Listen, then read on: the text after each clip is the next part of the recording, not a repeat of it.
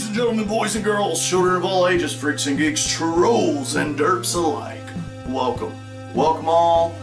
I am Mullet Mike with the Paddle Gaming Network, bringing you creepy gaming. Last time we briefly talked about a few Batman Arkham Knight secret side quests and of course Scarecrow. But today we are going to add another S to that, and that would be spoilers. Without any further ado, turn the lights down and the volume up as we journey into some creepy gaming.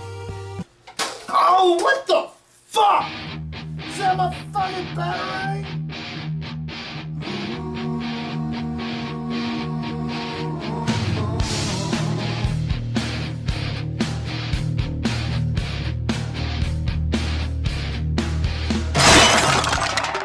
In my last episode, I showed you all the creepy stuff I could without spoiling anything real big. This part will be a little different, but don't worry, I'll still be sure to give you a spoiler alert before I delve into anything too deep. All that being said, we left off in the last episode talking about these eerie serial killer side quests. You, as Batman, must find each victim and narrow down possible suspects. This is where the creepy factor really gets kicked up a notch. Here's your first spoiler alert. You find out the identity of this mass murderer is none other than Laszlo Valentine. To hardcore comic fans, you might know him better as Professor Pig. He was first seen in Batman issue 666 and was created by Batman writer Grant Morrison. Don't let the name fool you. This man, if you could even call him that, is considered by many as one of the most disturbing, distorted, and disconnected Batman villains of all time. And that's fucking saying something. Batman goes to this location lead, which is the Pretty Doll's parlor. Yeah, I don't like where this is going. This would explain the eerie doll-like mask that he placed on the corpses. The killer marked them as flawed because he desired perfection. Spoiler alert. This is what happens when you discover the serial killer.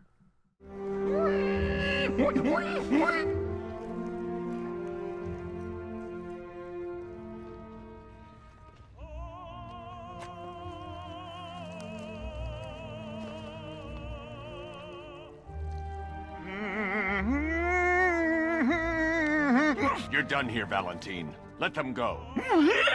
Oh, no. Pig not ready yet. She's all unique and wrong.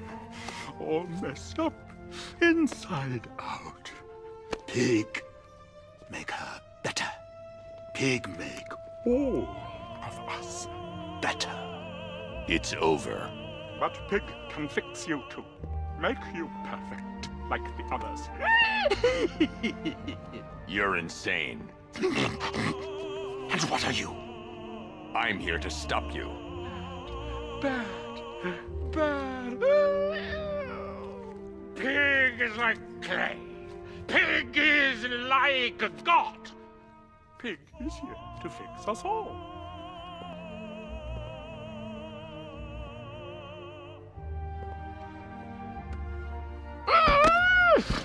That's it, my darling. Show him how perfect you are. Even me, being a longtime comic fan, I did not see this one coming. Plus, the game's depiction of Pig just made him that much darker and creepier. His plan of making everyone these flawless zombie-like creatures was disturbing to say the absolute least. As a matter of fact, I think that would be an official understatement. After you fight off a few of these super perfect zombies, Batman, of course, kicks Pig's ass and takes him to a GCPD holding cell. He is considered as one of Gotham's most wanted. There is yet another creepy side quest called Lamb to the Slaughter. If you go to the interview room in the GCPD, there you will find no one's favorite asshole, Jack Ryder, working on a lead investigating some strange cult. Yeah, that never ends well. Eventually, Batman finds out the location of the cult and who is behind it, which is none other than comic book villain Deacon Blackfire. Nice touch, Rocksteady. And if that's not disturbing enough, then you must save Jack Ryder from being sacrificed from all of these cult members. Moving on for the moment, before I go any further, I should mention that I have a PS4 copy of the game. Along with it came a few skins, new Batmobile, the Harley Quinn pack, and then this, the Scarecrow Nightmare missions. Now this was kind of bittersweet to me in the creepy department. In the first Arkham Asylum, the Nightmare missions happen throughout the game, interweaved into a larger story. Not just that, but I thought Batman faced his worst fear in the first Arkham title when he dealt with the death of his parents. So I was a little skeptical at first. What could the Scarecrow possibly have to hold over Batman's head? Well, there's a reason I'm not the Dark Knight detective myself, because the answer was right in front of my face, but more on that in a bit. Back to these Nightmare missions. They're really nothing more than some Batmobile AR challenges. Basically, while playing, you must race through this hellish version of Gotham and once again stop a larger, kaiju-like styled Scarecrow, very reminiscent of the first game in the trilogy. The main difference to me is that in the first game, there is at least some symbolism, a little deeper meaning, you know? The only way to beat this freakishly large Scarecrow was with the bat signal. You had to destroy darkness with light. In Arkham Knight, it felt more like just blow up the big bad guy with your big unstoppable tank. I see what they were trying to do, but it just fell a little short in my book. But that's just a small nitpick. The rest of the game is another story. Here's where we're really about to dig deep into the spoiler pit, so prepare your anus. Arkham Knight depicts very well Batman's greatest fears, and he has a lot of them. For starters, in the previous installment, Arkham City, the Joker was dying and injected Batman with the same blood that coursed through Joker's veins. This was done to give the Caped Crusader a little more incentive to find the cure for them both. Joker dies at the end of Arkham City, and Batman, a man who lives by many rules, realized that Joker died basically because of him, whether intentional or not. So yes, the Joker is dead, but that doesn't mean he can't return. In Arkham Knight, during Batman's first encounter with Scarecrow, he gets dosed with his new fear toxin. It is then Batman begins to see hallucinations of the Joker because a part of him is still living within the Dark Knight. Throughout the game, we learn that Batman, whether he wants to admit it or not, is afraid that the Joker may eventually take back over.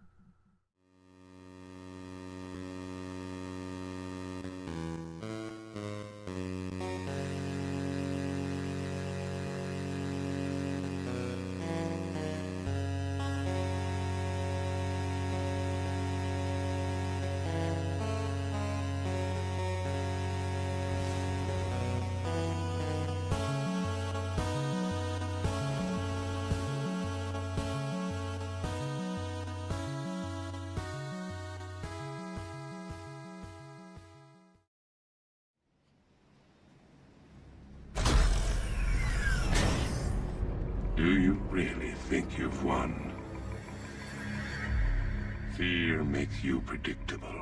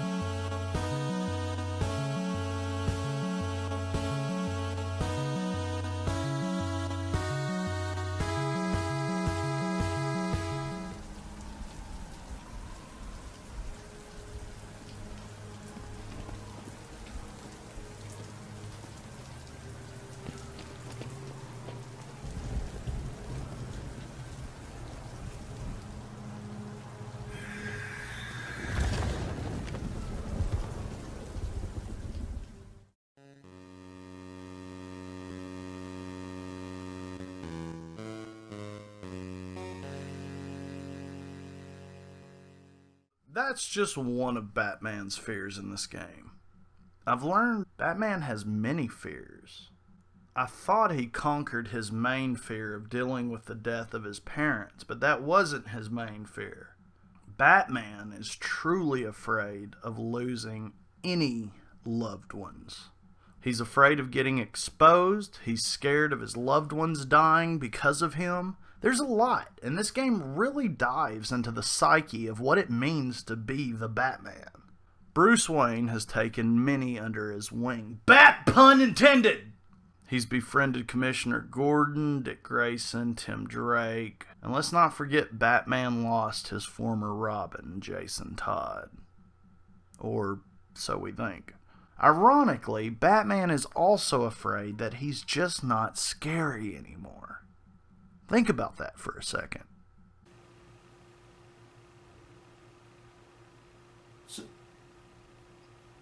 So he's afraid of not being scary? Huh? The thugs in this game, I guess, just don't take him as seriously as before. He feels as though his time is coming to an end. Speaking of endings, let's fast forward to the end of the Scarecrow missions. The Scarecrow threatens Jim Gordon's life, telling Batman that he must reveal himself to everyone.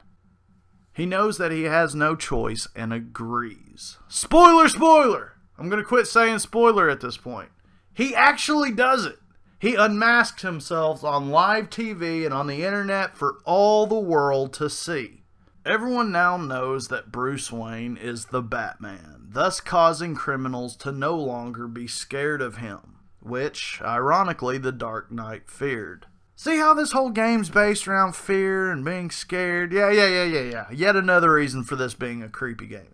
While I was disappointed with the Scarecrow AR challenge maps, this final fear toxin-induced nightmare is epic. Scarecrow injects him, and it's back to Scary Town for the bats. This time there's an internal struggle between Batman and the Joker. At this point, the game gets weird. Like freaky weird. I mean like LSD Dream Emulator weird. Hell, there's a Joker mobile. The game switches to FPS, and there's a scene that reminds me of a survival horror game where everywhere you turn around, there's a creepy Batman statue constantly spawning behind you. It's just all kinds of crazy creepiness. It's a trip and hella entertaining. If you're sick and twisted like me anyways, which you are, you did click on this video voluntarily, I might remind you. It is definitely a must-play for any creepy gaming fan. Anyway, Batman comes to and injects the Scarecrow with his own toxin, thus again saving the day.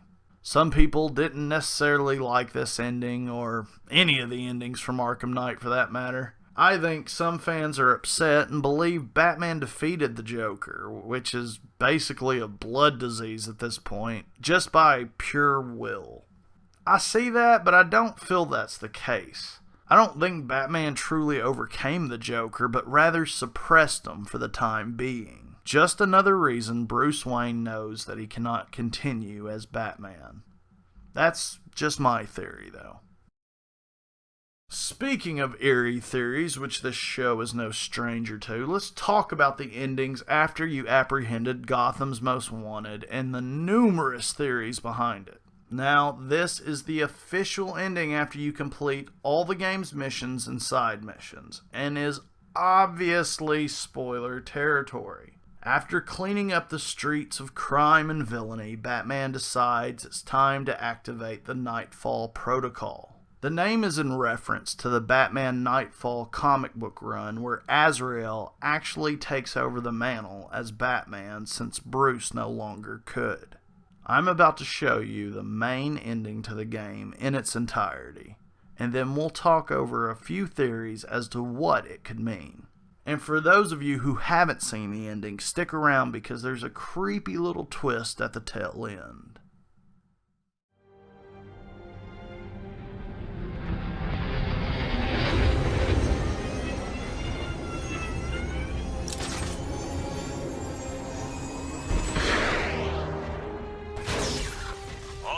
Be advised, the major threats have been eliminated. It's time to roll out and take our city back.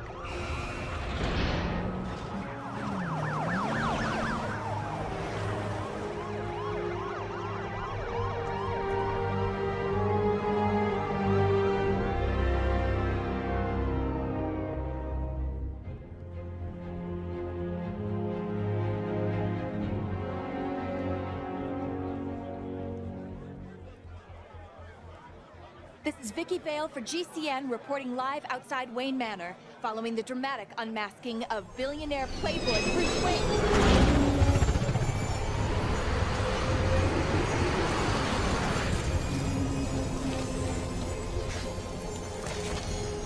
That's him! Are you still rolling?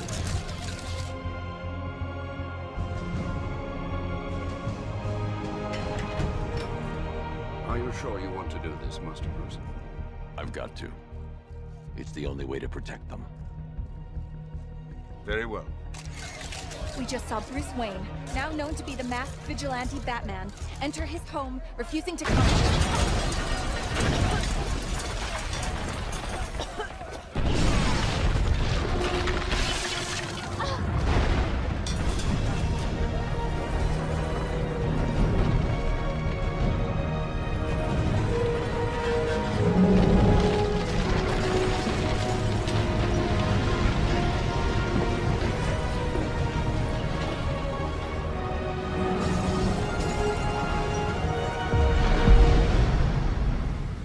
This is how it happened. This is how the Batman died. A friend once told me that criminals are a cowardly and superstitious lot. That the only way to beat them was to give them something to be scared of. I understand now. As his world grew darker, so did ours. When his war ended, our lives could begin again. He set us free. To live. To love.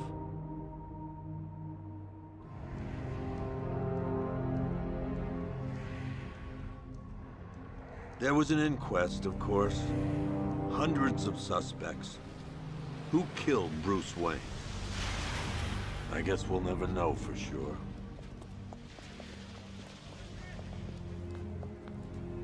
So what's next?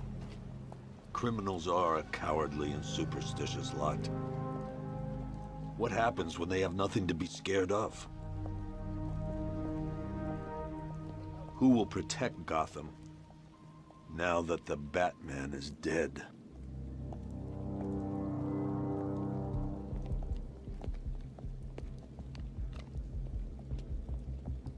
Hey. Whoa, whoa, whoa! Help me! No one's coming, lady.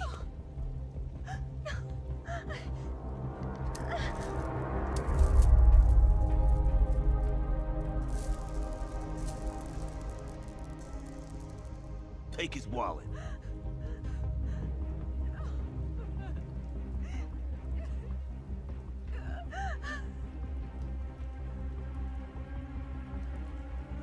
Hey, freak! Maybe you missed the news! Batman's dead! That look don't scare us no more. What the hell?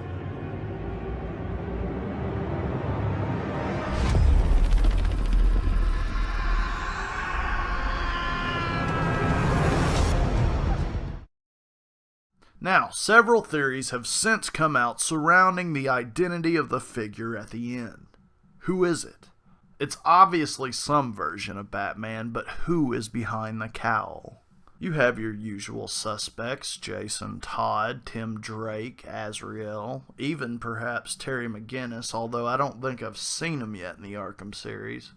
I believe the majority of gamers are going to go with the Dark Knight Rises theory, where Bruce Wayne fakes his own death. Maybe we'll find out in the upcoming story DLC. I don't deny this theory, but I would like to point out something. If you slow down the Vicky Vale coverage, you'll notice that as soon as the door shuts, I mean, literally, you see the door shutting, either Alfred or Bruce Wayne shutting the door. As soon as that door shuts, Kablooey! So, I don't know. It'll be interesting to see. I personally like the theory that whomever this revamped Batman is, he is using Scarecrow's fear toxin on criminals to regain the mystique of the Batman. Again, hopefully more is yet to be revealed in the upcoming DLC. Speaking of which, I should note that as of this video, the game is still fairly new. So if there is some other creepy Easter eggs you noticed from Arkham Knight that you would like me to cover, then let me know in the comments on Twitter, Instagram, or email what you got to suggestions@paddle.com. So we found out we have a maniacal serial killer in Professor Pig. We've learned that the Scarecrow has created a new super fear toxin. We learned that the Riddler's riddles are really sick and twisted. We've also learned that there's some half man, half bat out there just ready to jump scare the hell out of you. There's Solomon Grundy shrines, eerie theories, nightmare-like hallucinations. Yes! Yes, I say, not just Batman Arkham Knight, but all the Batman Arkham games deserve their place in creepy gaming history. I rest my case like I'm Harvey Dent, but in reality, I am Mullet Mike with a and full screen saying, stay creepy. Thanks for watching. Peace.